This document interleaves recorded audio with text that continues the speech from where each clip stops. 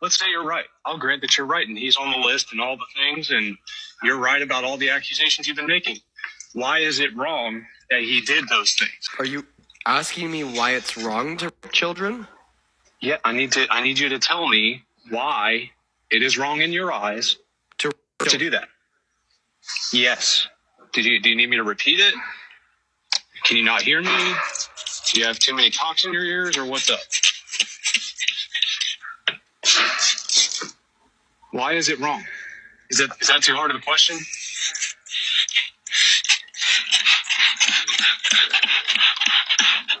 You can mute me with the background noise if you want. I'm ready to hear your answer.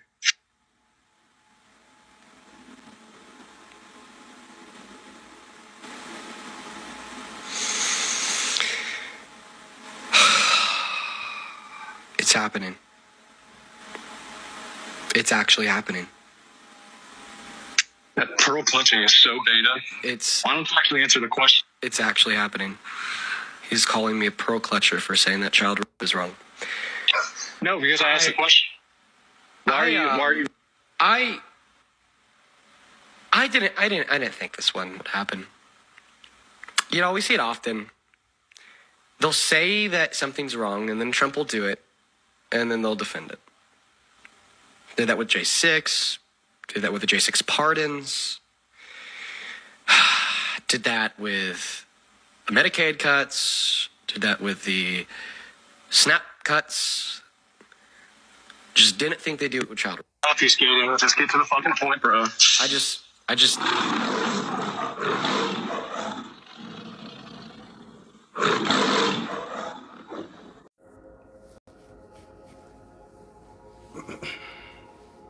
Yes, you heard that word. You heard that right. Shalom Akim. Shabbat Shalom.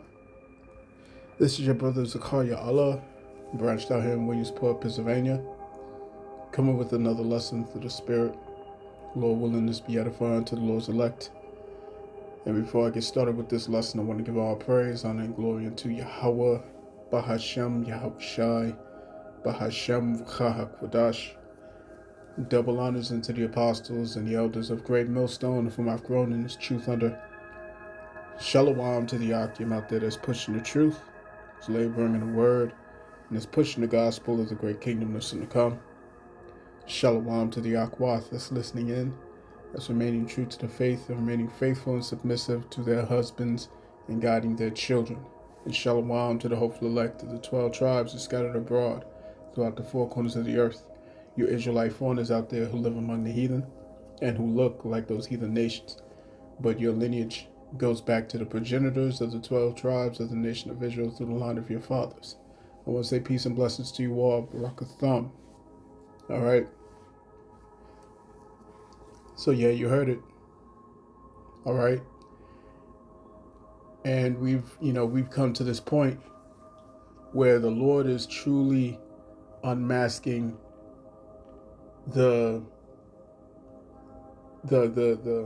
true nature of this devil that you know as the so-called white man, all right, so-called Caucasian man, so on and so forth.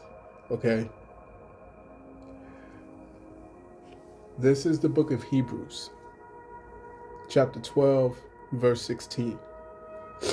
It reads, "Lest there be any fornicator or profane person as Esau, who for one morsel of meat sold his birthright. For ye know how that afterward, when he would have inherited the blessing, he was rejected. For he found no place of repentance, though he sought it carefully with tears." All right.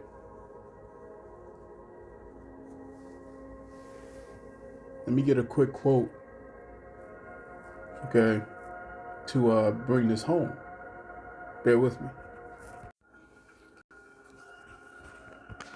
All right, this quote reads, it reads, "The spirit that moves so-called whites, I'm going to say Edomites, The spirit that moves Edomites to behave in the manner that they have behaved since they left the caves of Europe and ran across the planet spreading death and destruction is the same spirit that moves them today.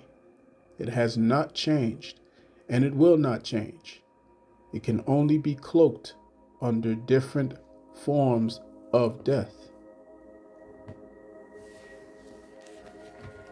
Let's get this in the book of Job.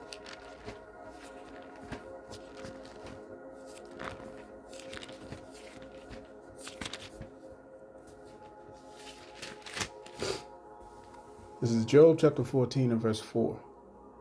It reads, who can bring a clean thing?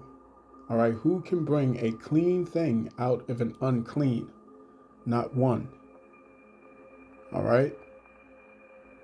And this has nothing to do with anybody's feelings or anything of that nature. This has everything to do with prophecy. Everything to do with prophecy. There's a particular lineage that was put on this planet to fulfill a role. All right. Let's go into those roles. Let's go to Romans.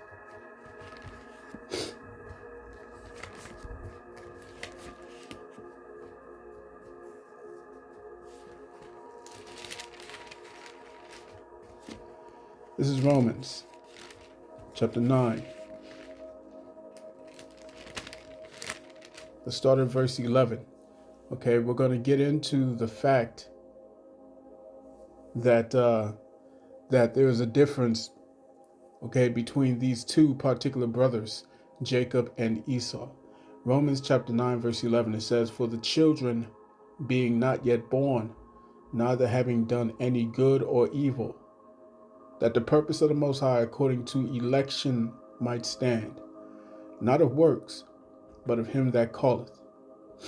It was said unto her, the elder shall serve the younger. Let's go to the illustration real quick. Again, verse 12 of Romans chapter 9, it says, it was said unto her, the elder shall serve the younger. As it is written, Jacob have I loved, but Esau have I hated. What shall we say then? Is there unrighteousness with power? The Most High forbid. All right? Because you have many who will listen to this and they'll say, well, that's unfair. That's unrighteous. You see? Verse 15 says, for he saith unto Moses, I will have mercy on whom I will have mercy, and I will have compassion on whom I will have compassion.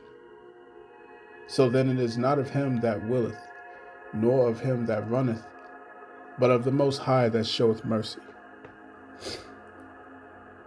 Let's jump down.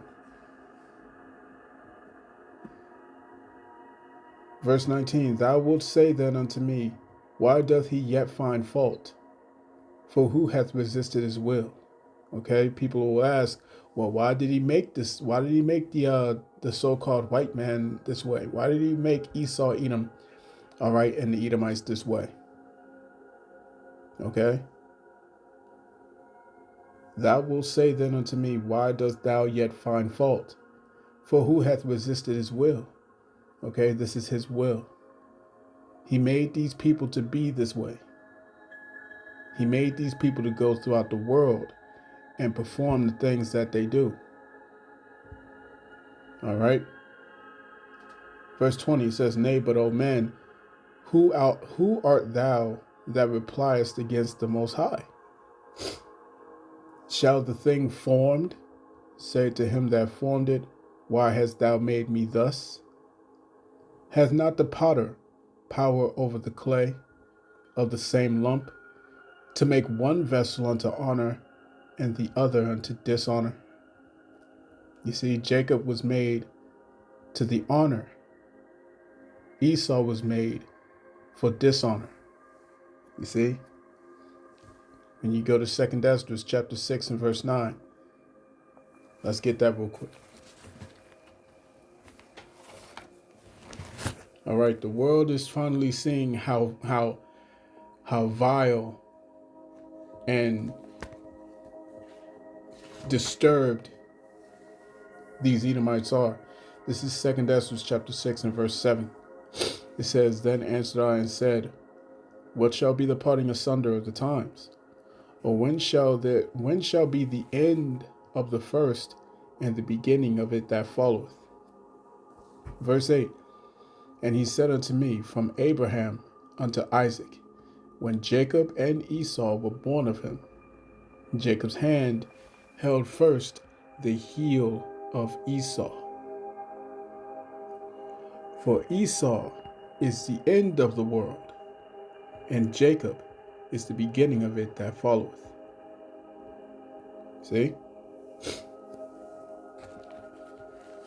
What these people are realizing, or what they're experiencing, I should say, is a peculiar form of mental psychosis. All right, and we're going to get into these two words that I looked up here. All right, because the Lord is causing our enemies to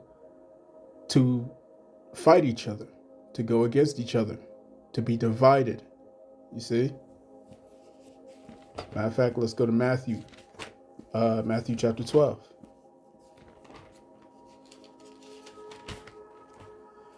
All right, this is Matthew chapter 12, verse 25.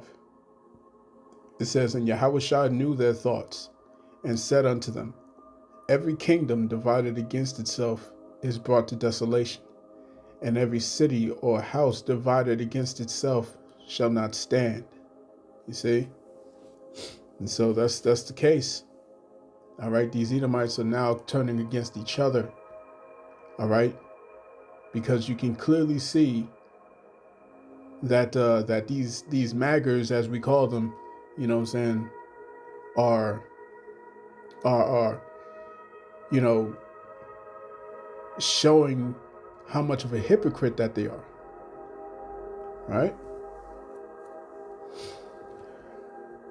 So let's go to this first definition here. All right, the definition for delusion. Okay? Delusion.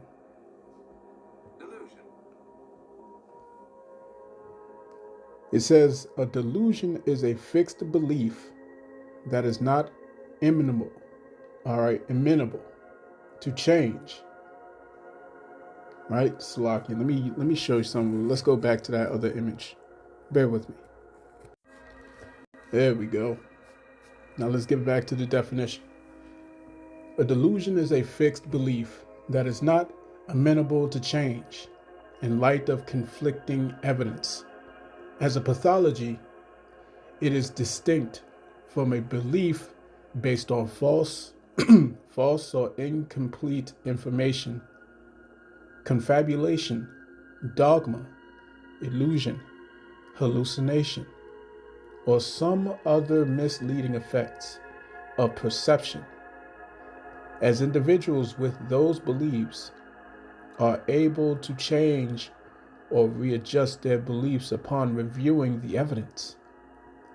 However, the distinction between a delusion and a strongly held idea is sometimes difficult to make and depends in part on the degree of conviction with which the belief is held, despite clear and reasonable contradictory evidence regarding its veracity. This man Trump was supposed to go against the creeps, right? He was supposed to stand for justice. You see what I'm saying? When all these things was coming out, like the movie Sounds of Liberty, and everybody was on that kick of, we need to protect the little ones, we need to protect the children and all that type of stuff. Okay?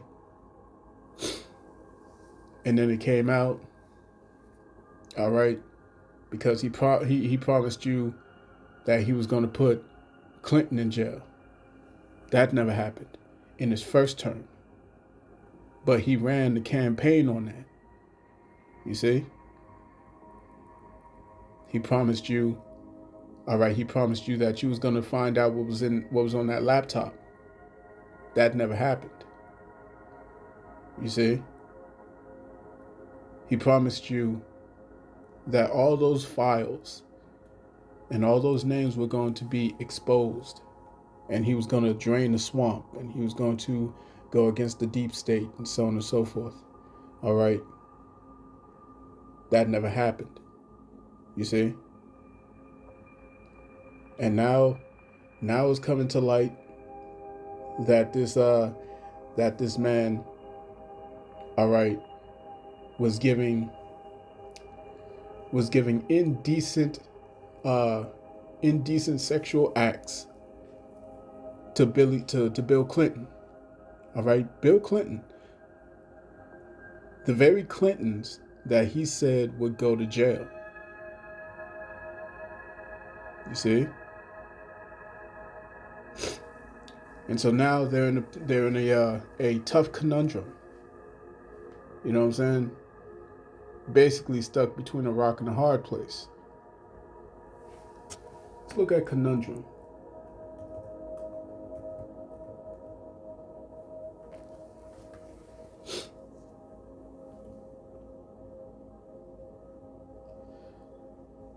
All right, this is the definition for conundrum.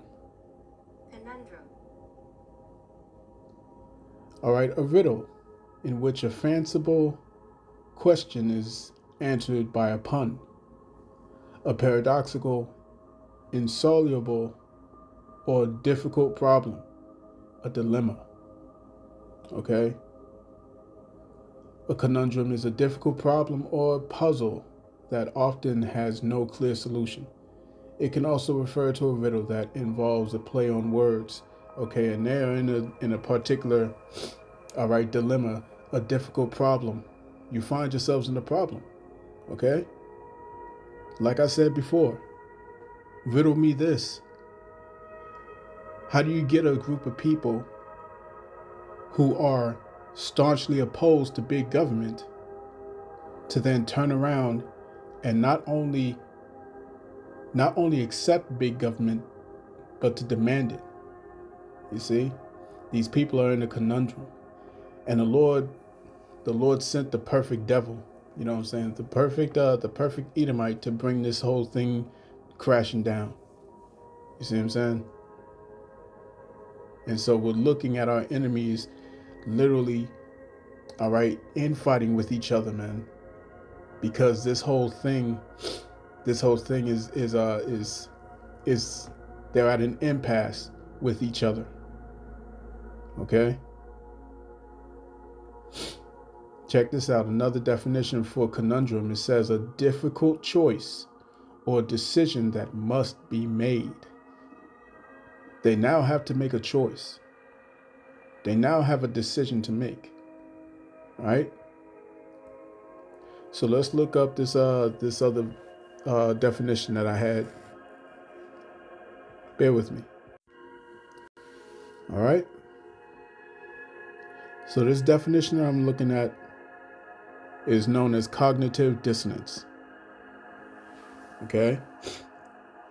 Cognitive dissonance is the mental discomfort. All right? The mental discomfort experienced when a person holds two conflicting beliefs, or when their actions do not align with their beliefs.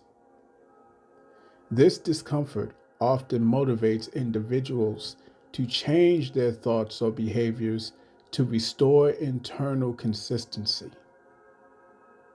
In the field of psychology, cognitive dissonance is described as a mental phenomenon in which people unknowingly or subconsciously hold fundamentally conflicting cognitions, being confronted by situations that create this dissonance or highlight these inconsistencies motivates change in their cognitions or actions to reduce this dissonance, maybe by changing a belief, or maybe by explaining something away. Relevant items of cognition include people's actions, feelings, ideas, beliefs, values, and things in the environment. So let's read this in the book of Sirach.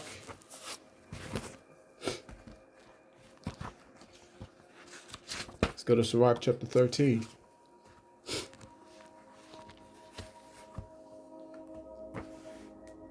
All right, Sirach chapter 13. Let's go to verse 22. It reads, "When a rich man is fallen, he hath many helpers. He speaketh things not to be spoken, and yet men justify him. The poor man slippeth, the poor man slipped, and yet they rebuked him too. He spake wisely and could have no place." Right? So let's read that in the G&T. In the G&T it says, when someone rich makes a mistake, there are many people to cover up for him and explain away all the things he never should have said. But let someone poor make a mistake, and he gets nothing but criticism. Even if what he says makes good sense, nobody will listen. You see what I'm saying? We told you that these devils, all right, from both sides, from the left side and the right side, they are both demons. All right, they are all demons. They're all a part of the same club. Okay? They're all a part of the same club. Just like that senator told Bob Lee Swagger in the movie Shooter with Mark Wahlberg. The senator said, there's no sides. There's no sides. There's no Sunnis, there's no Shiites, there's no Democrats, there's no Republicans. There's only the haves and the have-nots. And you are not in that club that the Clintons are in, that the Obamas are in, that Trump is in, that the Bushes are in. You are not in that club. You see what I'm saying? And these are lesser luminaries. These are lesser luminaries. You see?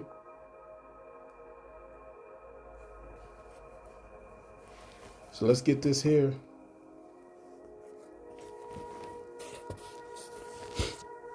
In the book of Luke.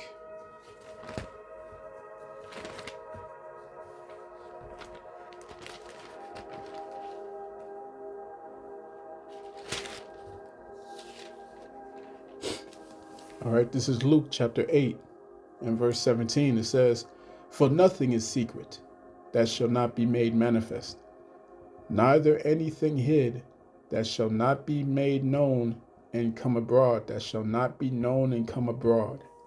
You see what I'm saying? And now it's just that time. It's that time for all these devils to be found out. It's that time now for all their wickedness to be shown before the whole congregation, as is written in Proverbs. Right?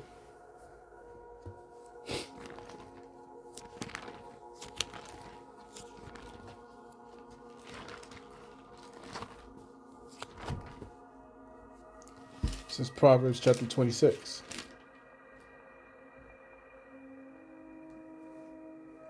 All right, Proverbs chapter 26 and verse 26, it says, "Whose hatred is covered by deceit, his wickedness shall be shown before the whole congregation." Okay? And this is what you're seeing right now in these last days, man. You know what I'm saying? We saw it with Joe Biden and his son, you know what I'm saying, on camera, literally on camera, all right, cooking up the stuff. Literally cooking up the stuff with the harlots inside the room.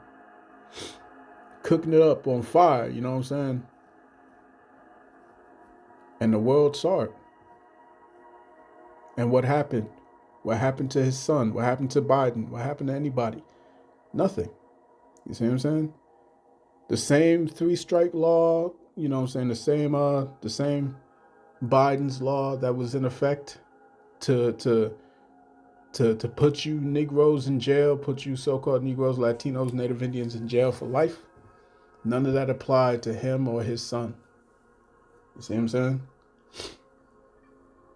Now that it's coming out clearly that your boy Trump is a part of this whole thing and that he knows about it, that he's very well acquainted with it. You see what I'm saying? Now you're forced to make a decision because it's no longer the left versus the right. Now you have to either accept the fact that they are all on the same side doing the same things behind closed doors, or you have to not care. And you have to pretty much explain away all these things that you're seeing. All right? Cognitive dissonance. Let me read that again. In the field of psychology, cognitive dissonance is described as a mental phenomenon in which people unknowingly or subconsciously hold fundamentally conflicting cognitions. Being confronted by situations that create this dissonance or highlight these inconsistencies motivates change in their cognitions on actions to reduce this dissonance, maybe by changing a belief or maybe by explaining away, explaining something away. All right, relevant items of cognition include people's actions, feelings, ideas, beliefs, values, and things in their environment. You see what I'm saying? So now you have to do mental backflips to tell yourself that he's not one of them. You have to do mental backflips to tell yourself that this is not some big club that they are all a part of and you're just not privy to with your broke ass. You see what I'm saying? And it's very interesting to see how this is happening.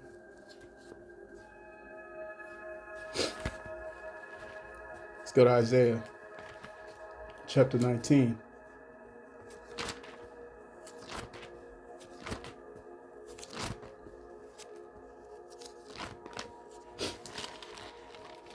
All right, this is Isaiah chapter 19 and verse 2. Let's start at verse 1. It says, "The burden of Egypt. Behold, the Lord rideth upon a swift cloud, and shall come into Egypt, and the idols of Egypt shall be moved at his presence, and the heart of Egypt shall melt in the midst of it. And I will set the Egyptians against the Egyptians, and they shall fight every one against his brother, and every one against his neighbor, city against city, and kingdom against kingdom." The Lord is going to cause these devils to fight each other, man.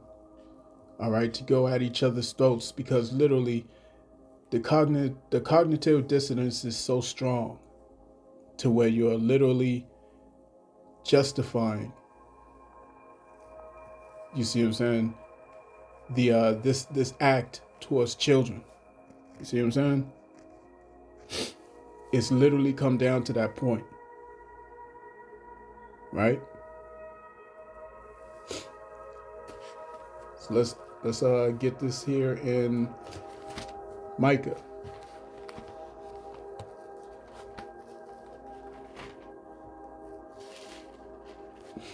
All right, this is Micah chapter, let's see. Oh, Salakia, Habakkuk. I believe it's Habakkuk.